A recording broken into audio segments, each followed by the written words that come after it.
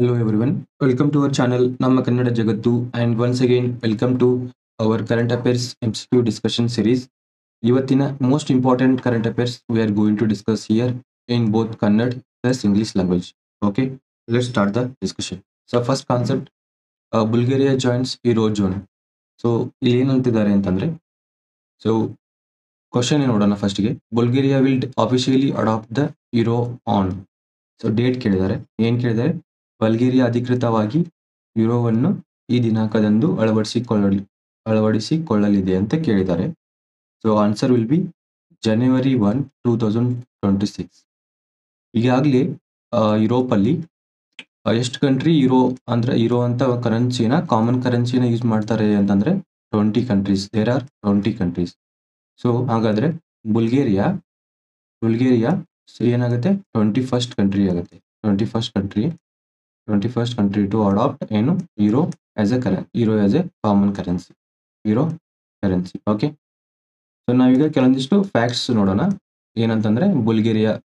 So ಬುಲ್ಗೇರಿಯಾ ಎಲ್ಲಿ locate ಆಗಿದೆ? So Bulgaria so ಇದು ಯುರೋಪ್ ಅಲ್ಲಿ, ಪರ್ಟಿಕ್ಯುಲರ್ಲಿ ಏನು ಇಲ್ಲಿ ನೋಡ್ತೀವಿ ನಾವು, ಈ ಒಂದು ಪಾರ್ಟ್ ಅಲ್ಲಿ ಬರುತ್ತೆ ಬುಲ್ಗೇರಿಯಾ. ಸೊ ಇದೇನು black sea. Okay, Bulgaria surrounded by ಎಷ್ಟು? 5 ಕಂಟ್ರೀಸ್. 5 ದೇಶಗಳಿಂದ ಏನಾಗಿದೆ? ಸರೌಂಡ್ ಆಗಿದೆ. Surrounded by 5 countries. So 5 countries ಏನಂತ ನೋಡೋಣ. First Romania, second Turkey, North Macedonia, next Serbia plus Greece. ಈ ಒಂದು 5 ದೇಶಗಳಿಂದ ಏನು ಬುಲ್ಗೇರಿಯಾ ಸರೌಂಡ್ ಆಗಿದೆ. ಕ್ವಶನ್ಗೆ, ಸೊ ಬುಲ್ಗೇರಿಯಾ ನ್ಯೂಸ್ ಅಲ್ಲಿ ಇದೆ, ಹೀಗಾಗಿ ಡೆಫಿನೆಟ್ಲಿ ಮ್ಯಾಪ್ ಬೇಸ್ಡ್ ಕ್ವಶನ್ ಕೇಳ್ತಾರೆ. ಅದೇ ತರ ಬುಲ್ಗೇರಿಯಾದು ಕರೆನ್ಸಿ ಯಾವ್ದು ಯೂಸ್ ಮಾಡ್ತಾರೆ ಅಂದ್ರೆ ಬುಲ್ಗೇರಿಯನ್ ಲಿವ್ ಅಂತ ಬರುತ್ತೆ. ಇದು ಕರೆನ್ಸಿ ಯೂಸ್ ಮಾಡ್ತಾರೆ. ನೆಕ್ಸ್ಟ್ ಯಾವ ಒಂದು ರಿವರ್ ಫ್ಲೋ ಆಗುತ್ತೆ, ಮೇಜರ್ ರಿವರ್ ಅಂತಂದ್ರೆ ದನೂಬ್ ರಿವರ್ ಏನು ಬುಲ್ಗೇರಿಯಾ ಏನು ನಾರ್ದರ್ನ್ ಪಾರ್ಟ್ ಅಲ್ಲಿ ಏನು ಪಾಸ್ ಆಗುತ್ತೆ. ಓಕೆ, ನೆಕ್ಸ್ಟ್ ಬುಲ್ಗೇರಿಯಾ ಇದೊಂದು ಏನು ಬ್ಲ್ಯಾಕ್ ಸಿ ಕಂಟ್ರಿ ಅಂತಂದ್ರೆ ಬ್ಲ್ಯಾಕ್ ಸಿ ಇದೇನಿದೆಯಲ್ಲ ಇದಕ್ಕೆ ಬಾರ್ಡರ್ ಹೊಂದಿದೆ Bulgaria. Next you need to search ಏನು ಬ್ಲ್ಯಾಕ್ ಸಿ ಏನು ಬಾರ್ಡರ್ ಕಂಟ್ರೀಸ್ ಎಷ್ಟು ಕಂಟ್ರಿ ಬರುತ್ತೆ. ಬ್ಲ್ಯಾಕ್ ಸಿ ಏನು ಬಾರ್ಡರ್ ಕಂಟ್ರೀಸ್, ಅದು ಏನು ಬಾರ್ಡರ್ ಕಂಟ್ರೀಸ್. ಇದು ಕೂಡ very very important for the exam purpose. Okay, so 21st member ಆಗಿ ಬುಲ್ಗೇರಿಯಾ ಏನು ಯುರೋ ಕರೆನ್ಸಿನ ಅಡಾಪ್ಟ್ ಮಾಡ್ಕೊಳ್ತಾ ಇದೆ. ಎಷ್ಟು? 21st member. ನೆಕ್ಸ್ಟ್ ಬುಲ್ಗೇರಿಯಾ ಏನು ಇಂಪಾರ್ಟೆಂಟ್ ಫೀಚರ್ಸ್ ಏನಂತಂದ್ರೆ 5 ಕಂಟ್ರಿಗಳಿಂದ ಸರೌಂಡ್ ಆಗಿದೆ. ಮತ್ತೆ ಇದು ಎಲ್ಲಿ ಬರುತ್ತೆ? ಜಿಯೋಗ್ರಫಿಕಲಿ ಬಾಲ್ಕನ್ ಪೆನಿನ್ಸುಲಾ ಅಂತ ಕರಿತೀವಿ. ಇದಕ್ಕೆ ಬಾಲ್ಕನ್ ಪೆನಿನ್ಸುಲಾ ಈ ಒಂದು ಪಾರ್ಟ್ ಅಲ್ಲಿ ಬರುತ್ತೆ, ಪೆನಿನ್ಸುಲಾ ಅಂತ ಕರಿತೀವಿ. ಸೊ ಈ ಒಂದು ಏನು ರೀಸನ್ಗೆ ನಾವೇನು ಕರಿತೀವಿ? ಬಾಲ್ಕನ್ ಪೆನಿನ್ಸುಲಾ ಅಂತ ಕರಿತೀವಿ. ಯಾಕಂದ್ರೆ ಇಲ್ಲಿ ಬಾಲ್ಕನೈಸೇಷನ್ ಅಂತಂದ್ರೆ ಏನು, ಒಂದು ಸೊ ದೊಡ್ಡ ಬಿಗ್ ಕಂಟ್ರಿ ಇರುತ್ತೆ. ಇದು ಈ ತರ ಡಿವೈಡ್ ಆಗಿ ಏನು ಸ್ಮಾಲ್ ಕಂಟ್ರಿ ಆಗೋದಕ್ಕೆ ಏನಂತ ಕರಿತೀವಿ ನಾವು? ಬಾಲ್ಕನೈಸೇಷನ್ ಅಂತ ಕರಿತೀವಿ. Okay, these are some facts about ಏನು ಬುಲ್ಗೇರಿಯಾ ನೋಡಿದ್ವಿ, ಕರೆನ್ಸಿ ನೋಡಿದ್ವಿ. ಇದು ಕ್ಯಾಪಿಟಲ್ ಸೋಫಿಯಾ ಅಂತ ಬರುತ್ತೆ, ಕರೆನ್ಸಿ ಬರುತ್ತೆ. ನೆಕ್ಸ್ಟ್ ಇದೊಂದು black sea country, black sea border countries ಇಲ್ಲಿ. So we need to search and go which countries come surrounding the black sea. Okay, ಯಾವ್ಯಾವ ಕಂಟ್ರೀಸು ಬುಲ್ಗೇರಿಯಾ ಸರೌಂಡಿಂಗ್ ಮಾಡಿದಾವೆ ಮತ್ತೆ ಯಾವ ಒಂದು ಮೇಜರ್ ರಿವರ್ ಬುಲ್ಗೇರಿಯಾ ಥ್ರೂ ಏನು pass ಆಗುತ್ತೆ ಅಂತ ನೋಡಿದ್ವಿ. Okay, will move to the next question. Coartem baby ಅಂತ ಕ್ವಶನ್ ನೋಡೋಣ. Coartem baby is a new malaria treatment specifically design for. ಇದೊಂದು ಮಲೇರಿಯಾ ಟ್ರೀಟ್ಮೆಂಟ್, ಏನು ಮಲೇರಿಯಾ ಚಿಕಿತ್ಸೆಯು ಈ ಕೆಳಗಿನವರಿಗೆ ನಿರ್ದಿಷ್ಟವಾಗಿ ವಿನ್ಯಾಸಗೊಳಿಸಲಾದ ಹೊಸ ಚಿಕಿತ್ಸೆಯಾಗಿದೆ. ಅಂದ್ರೆ ಯಾರಿಗೆ ಇದನ್ನ ಡಿಸೈನ್ ಮಾಡಿದ್ದಾರೆ ಅಂತಂದ್ರೆ answer will be 2 to 5 kg ತೂಕದ ಏನು ಮಗುವಿನ ಇನ್ಫೆಂಟ್ಸ್ ವೇಯಿಂಗ್ ಏನು 2 to 5 kg. ಸೊ ಇಲ್ಲಿ ಏನಾಗುತ್ತೆ, ಕೋಟಮ್ ಬೇಬಿ ಅಂತ ಅನ್ನೋದು ಇದೇನೋ ಒಂದು ಡ್ರಗ್. ಸೊ ಎಲ್ಲಿ ಯೂಸ್ ಮಾಡ್ತಾರೆ ಇದನ್ನ?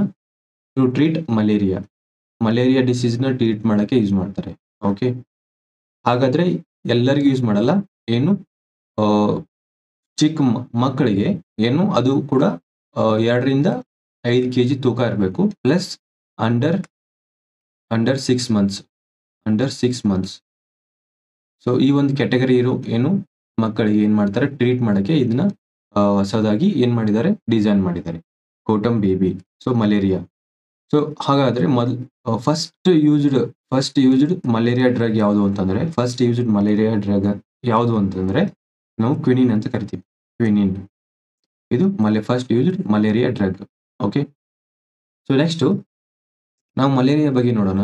ಮಲೇರಿಯಾ ಸೊ ಯಾವ್ದ್ರಿಂದ ಬರುತ್ತೆ ಅಂತಂದ್ರೆ ಪ್ಲಾಸ್ಮೋಡಿಯಂ ಪ್ಯಾರಾಸೈಟ್ ಇಂದ ಬರುತ್ತೆ. ಪ್ಯಾರಾಸೈಟ್. ಸೊ ಇದನ್ನ ಯಾವುದೋ ಒಂದು ಟ್ರಾನ್ಸ್ಮಿಟ್ ಮಾಡುತ್ತೆ ಅಂತಂದ್ರೆ ಥ್ರೂ ಮಾಸ್ಕಿಟೋ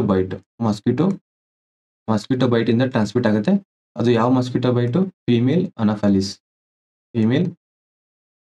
ಅನಫೆಲಿಸ್ ಅಂತ ಒಂದು ಮಾಸ್ಕಿಟೋ. ಈ ಒಂದು ಫೀಮೇಲ್ ಅನಫೆಲಿಸ್ ಈ ಒಂದು ಮಾಸ್ಕಿಟೋದಿಂದ ಇದು ಸ್ಪ್ರೆಡ್ ಆಗುತ್ತೆ. ನೆಕ್ಸ್ಟ್ ಇದು ಯಾವ ತರ ಸ್ಪ್ರೆಡ್ ಆಗುತ್ತೆ ಅಂತಂದ್ರೆ ಆಲ್ರೆಡಿ ನೋಡಿದ್ವಿ ನಾವು, ಫೀಮೇಲ್ ಅನಫೆಲಿಸ್ ಇದರಿಂದ ಸ್ಪ್ರೆಡ್ ಆಗುತ್ತೆ. Plus contaminated blood infected blood ಇಂದ ಇದಾಗುತ್ತೆ. ಮತ್ತೆ ಇನ್ಫೆಕ್ಟೆಡ್ ಏನು ನೀಡಲ್ಸ್ ಇಂದ ಕೂಡ ಇದು ಏನಾಗುತ್ತೆ, ಸ್ಪ್ರೆಡ್ ಆಗುತ್ತೆ. ಓಕೆ, ಸಿಂಪ್ಟಮ್ಸ್ ಏನಿರ್ತವೆ ಅಂತಂದ್ರೆ ಸಿಂಪ್ಟಮ್ಸ್ ಏನು, ಲಕ್ಷಣಗಳು ಏನೇನು ಇರ್ತವೆ ಅಂತಂದ್ರೆ ಫೀವರ್ ಇರ್ಬೋದು. ಸೊ ಚಳಿ ಜ್ವರ ಅಂತೀವಲ್ಲ, ಫೀವರ್ ಇರ್ಬೋದು. ನೆಕ್ಸ್ಟ್ ಹೆಡ್ಏಕ್ ಇರ್ಬೋದು. ನೆಕ್ಸ್ಟ್ ಉಸಿರಾಟದಲ್ಲಿ ಉಸಿರಾಟದಲ್ಲಿ ತೊಂದರೆ ಆಗ್ಬೋದು. ಬ್ರೀದಿಂಗ್ ಏನು ಡಿಫಿಕಲ್ಟಿ ಇರುತ್ತೆ. ನೆಕ್ಸ್ಟ್ ಏನಾಗುತ್ತೆ, ಜಾಂಡಿಸ್ ಕೂಡ ಆಗ್ಬೋದು. Okay, so these are some facts about ಏನು ಮಲೇರಿಯಾ. ಮತ್ತೆ ಡ್ರಗ್ ನೋಡಿದ್ವಿ ನಾವು ಏನು, ಕೋಟಮ್ ಬೇಬಿ. ಸೊ ಯಾವ್ದಕ್ಕೆ ರಿಲೇಟೆಡ್ ಆಗಿದೆ, ಮಲೇರಿಯಾ. ಅದು ಎಲ್ಲರಿಗೂ ಇಲ್ಲ. ಅಂಡರ್ ಏನು 2 to 5 kg ಏನು ವೇಟ್ ಇರಬೇಕು. ಅಂಡರ್ 6 months ಓಲ್ಡ್ ಏನು ಬೇಬಿಗಳಿಗೆ ಮಾತ್ರ ಇದನ್ನ ನೀಡ್ತಾರೆ. ಓಕೆ, ಡ್ರಗ್ನ.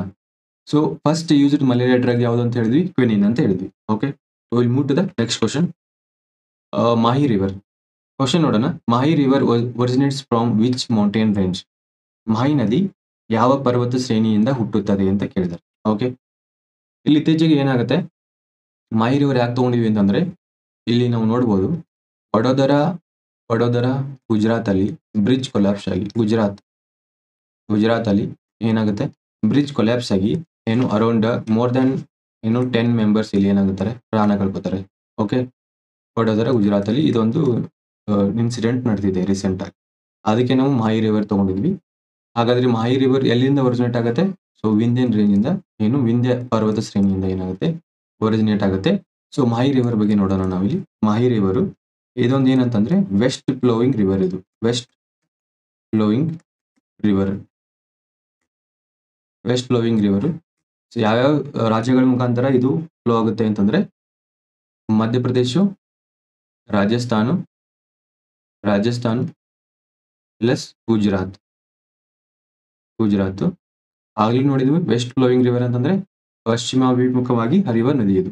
ಓಕೆ, ಪಶ್ಚಿಮಾಭಿಮುಖವಾಗಿ ಹರಿಯುವ ನದಿ. ಓಕೆ, ನೆಕ್ಸ್ಟ್ ಇದು ಎಲ್ಲಿ ಏನಾಗುತ್ತೆ, ಡಿಸ್ಚಾರ್ಜ್ ಆಗುತ್ತೆ ಅಂತಂದ್ರೆ ರಿವರ್. ಫಾರ್ ಎಕ್ಸಾಂಪಲ್ ನಾವಿಲ್ಲಿ ಇಂಡಿಯಾ ಮ್ಯಾಪ್ ನೋಡಿದಾಗ, ಸೊ ಇಲ್ಲಿ ನಾವು ಇದಕ್ಕೆ ಅಂತ ಕರಿತೀವಿ, ಗಲ್ಫ್ ಆಫ್ ಖಂಬತ್ ಅಂತ ಕರಿತೀವಿ. ಖಂಬತ್ ಅಂತ ಕರಿತೀವಿ. ಸೊ ಇದರ ನಿಯರ್ ಇದು ಡಿಸ್ಚಾರ್ಜ್ ಮಾಡುತ್ತೆ. ಇದನ್ನು ಇಲ್ಲಿ ಏನ್ ಮಾಡುತ್ತೆ, ಮಾಹಿ ರಿವರು ಇಸ್ಚುರಿ ಕ್ರಿಯೇಟ್ ಮಾಡುತ್ತೆ. ಇಸ್ಚುರಿ ನಿಯರ್ ಏನು gulf of Khambhat. Okay, gulf of Khambhat. Major west flowing rivers ಏನ್ ಮಾಡ್ತವೆ, ಇಸ್ಚುರಿ ಕ್ರಿಯೇಟ್ ಮಾಡ್ತವೆ. Okay, this is all about ಏನು ಮಾಹಿ ರಿವರ್. ಮತ್ತೆ ಇಲ್ಲಿ ಬ್ರಿಡ್ಜ್ ಕೊಲಾಪ್ಸ್ ಆಗಿದ್ದು ನೋಡಿದ್ವಿ ನಾವು. ಎಲ್ಲಿ ಹುಟ್ಟುತ್ತೆ ಇದು ಮಾಹಿ ರಿವರ್? ಏನು ವಿಂಧ್ಯ ರೇಂಜ್ ಅಲ್ಲಿ ಹುಟ್ಟುತ್ತೆ. ಯಾವ್ಯಾವ ಸ್ಟೇಟ್ ಮುಖಾಂತರ ಇದು ಹರಿದು ಹೋಗುತ್ತೆ? ಮಧ್ಯಪ್ರದೇಶ, ರಾಜಸ್ಥಾನ, ಗುಜರಾತ್. ಇದೇನ್ ಮಾಡುತ್ತೆ, ಡೆಲ್ಟಾ ಕ್ರಿಯೇಟ್ ಮಾಡೋದಿಲ್ಲ. ಏನ್ ಮಾಡುತ್ತೆ, ಈಸ್ಚುರಿ ಕ್ರಿಯೇಟ್ ಮಾಡುತ್ತೆ. ಓಕೆ, ಡೆಲ್ಟಾ ಯಾವ ರಿವರ್ ಕ್ರಿಯೇಟ್ ಮಾಡ್ತವೆ? East flowing rivers. ಪೂರ್ವಾಭಿಮುಖವಾಗಿ ಹರಿಯುವ ನದಿಗಳು ಮಾತ್ರ ಏನ್ ಮಾಡ್ತವೆ, ಡೆಲ್ಟಾ ಕ್ರಿಯೇಟ್ ಮಾಡ್ತವೆ. Okay, will move to the next question. Bind scheme. So bind scheme is aimed at upgrading broadcasting infrastructure of ಕೇಳಿದ್ದಾರೆ. ಕ್ವಶನ್ ಏನಂತ ಕೇಳಿದರೆ, ಬೈಂಡ್ ಯೋಜನೆಯು ಪ್ರಸಾರ ಮೂಲ ಸೌಕರ್ಯವನ್ನು ಮೇಲ್ದರ್ಜೆಗೊಳಿಸುವ ಅಂದರೆ ಅಪ್ಗ್ರೇಡೇಷನ್ ಗುರಿಯನ್ನು ಹೊಂದಿದೆ ಅಂತ ಇದೆ. ಅಂದ್ರೆ ಯಾವುದು ಒಂದು ಅಂತ ಕೇಳಿದರೆ answer will be Prasar Bharati. ಏನು ಪ್ರಸಾರ ಭಾರತಿಯನ್ನ ಏನ್ ಮಾಡ್ತಿದೆ ಇದು ಬೈಂಡ್ ಸ್ಕೀಮ್ ಏನ್ ಮಾಡುತ್ತೆ, ಪ್ರಸಾರ ಭಾರತಿ ಇನ್ಫ್ರಾಸ್ಟ್ರಕ್ಚರ್ನ ಏನ್ ಮಾಡಕ್ಕೆ ಅಪ್ಗ್ರೇಡ್ ಮಾಡಕ್ಕೆ ಗೌರ್ಮೆಂಟು ಬೈಂಡ್ ಸ್ಕೀಮ್ ಅಂತ ತಗೊಂಡ್ಬಂದಿದ್ದಾರೆ.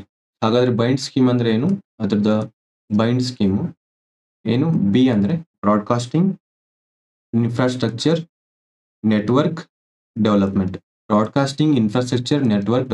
Bind scheme. ಸೊ ಇನ್ನು ಏನ್ ಮಾಡುತ್ತೆ, ಇದು ಫೈನಾನ್ಸಿಯಲ್ ಅಸಿಸ್ಟೆನ್ಸ್ ಮಾಡುತ್ತೆ. ಫೈನಾನ್ಸಿಯಲ್ ಆಗಿ ಏನ್ ಮಾಡುತ್ತೆ, ಅಸಿಸ್ಟ್ ಮಾಡುತ್ತೆ ಯಾವ್ದನ್ನ, ಪ್ರಸಾರ ಭಾರತಿಯನ್ನ ಏನದಕ್ಕೆ ಇಂಪ್ರೂವ್ಮೆಂಟ್ ಮಾಡಕ್ಕೆ. ಸೊ ಅದ್ರದ್ದು ಏನು ನೆಟ್ವರ್ಕ್ ಇಂಪ್ರೂವ್ಮೆಂಟ್ ಮಾಡಕ್ಕೆ. ಓಕೆ, ಸೊ ಹಾಗಾದ್ರೆ ಇಲ್ಲಿ ಏನ್ ಮಾಡ್ತಾ ಇದೆ ಅಂತಂದ್ರೆ, ಅಂಡರ್ ಬೈಂಡ್ ಸ್ಕೀಮ್ ಅಲ್ಲಿ ಏನ್ ಮಾಡ್ತಾರೆ, ಆಕಾಶವಾಣಿ ಕೇಂದ್ರನ ನಿರ್ಮಾಣ ಮಾಡ್ತಿದ್ದಾರೆ. ಆಕಾಶವಾಣಿ ಕೇಂದ್ರ ನಿರ್ಮಾಣ ಮಾಡ್ತಿದ್ದಾರೆ. ಸೊ ಎಲ್ಲಿ ಅಂತಂದ್ರೆ ಉಜ್ಜಯಿನಿಯಲ್ಲಿ ಏನು ನಿರ್ಮಾಣ ಮಾಡ್ತಿದ್ದಾರೆ, ಅಂಡರ್ ಬೈಂಡ್ ಸ್ಕೀಮ್ ಆಕಾಶವಾಣಿ ಕೇಂದ್ರ.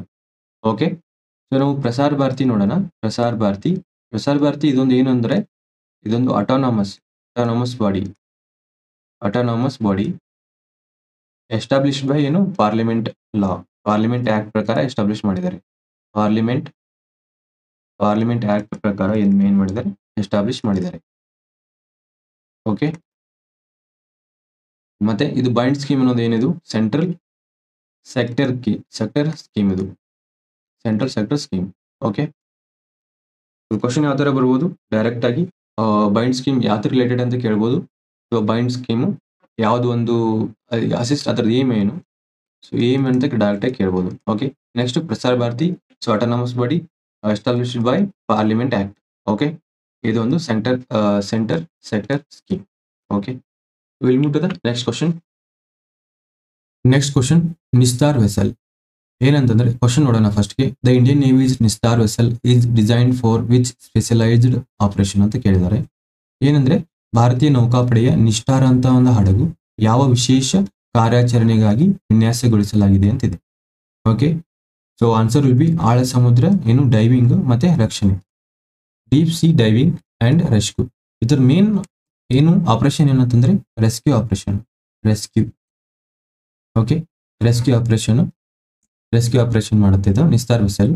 ಇದೇನಂತಂದ್ರೆ ಹಿಂದೂಸ್ತಾನ್ ಶಿಪ್ಯಾರ್ಡ್ಸ್ ಲಿಮಿಟೆಡ್ ಇದನ್ನ ಏನ್ ಮಾಡ್ತಾರೆ, ಡಿಸೈನ್ ಮಾಡ್ತಾರೆ. ಸೊ ಇದು ಏನಂತಂದ್ರೆ first ಇಂಡಿಜಿನಸ್ಲಿ designed plus built vessel. So question ಯಾವ ತರ ಕೇಳ್ಬೋದು, ಈ ನಿಸ್ತಾರ್ ವೆಸಲ್ ಅಂತ ಅಂದ್ರೆ ಯಾವ ತರ ಕೆಲಸ ಮಾಡುತ್ತೆ ಅಂತ ಕೇಳ್ಬೋದು. ಇದರ ಆಪರೇಷನ್ ಫಸ್ಟ್ ಇದು ಇಂಪೋರ್ಟೆಡ್ ಅಥವಾ ಇಂಡಿಜಿನಸ್ಲಿ ಬಿಲ್ಟ್ ಅಂತಂದ್ರೆ ಸ್ವದೇಶಿ ನಿರ್ಮಾಣ. ಸೊ ಇದು ಸ್ವದೇಶಿ ನಿರ್ಮಾಣವಾದಂತ ಹಡಗು. ಓಕೆ, ನಿರ್ಮಾಣ. ಸೊ ಇದ್ರದ್ದು ಆಪರೇಷನ್ ನೋಡಿದ್ವಿ ನಾವು. ಇದರದ ಆಪರೇಷನ್ ರೆಸ್ಕ್ಯೂ ಮಿಷನ್ ಅಲ್ಲಿ ಇದು ಹೆಲ್ಪ್ ಮಾಡುತ್ತೆ. ರೆಸ್ಕ್ಯೂ ಅರೌಂಡ್ ಸುಮಾರು 1000 ಮೀಟರ್ ಡೀಪ್ ರೆಸ್ಕ್ಯೂ ಆಪರೇಷನ್ಗೆ ನಮಗೆ ಹೆಲ್ಪ್ ಮಾಡುತ್ತೆ.